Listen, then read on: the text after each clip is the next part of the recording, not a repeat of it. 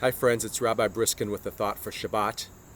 This week's Torah portion is Parshat Noach, and it tells the story of Noah and the flood. I think we're familiar with the story when God called out to Noah to build an ark and to take animals from every species and take them on the ark.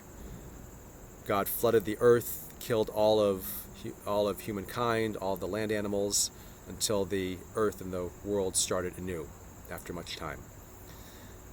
I want to focus less on the story of the flood, but more on the character of Noah. Noah is described as being an ish tzaddik, a righteous man in his generation. Interestingly, Noah is the only person in the Torah who is referred to as a tzaddik, a righteous person. We learn about tzaddikim throughout later Jewish history, but as an ish tzaddik, a righteous man, this is the only time we see it. He's also described as a righteous man in his generation. And our rabbis have examined this verse closely. They ask, well, what does it mean to be righteous if the generation in which you live is filled with corruption and violence and just a terrible time to live? There are two ways to look at it.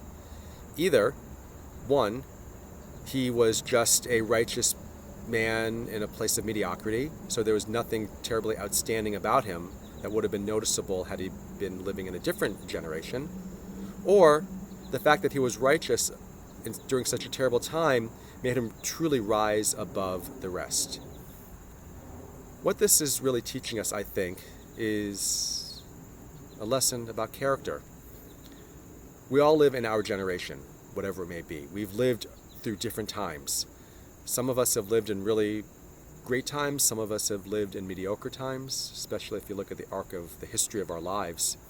How we respond to a particular time or place or situation really is the test of character.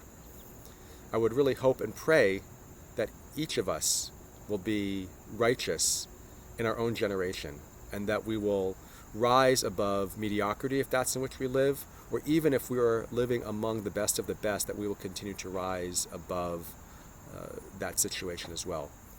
So I hope that we can all strive to be righteous in our generations, to take the example of Noach, and as well work in partnership with God as Noah did, and listen to God's call as we work to build a better and stronger society and community.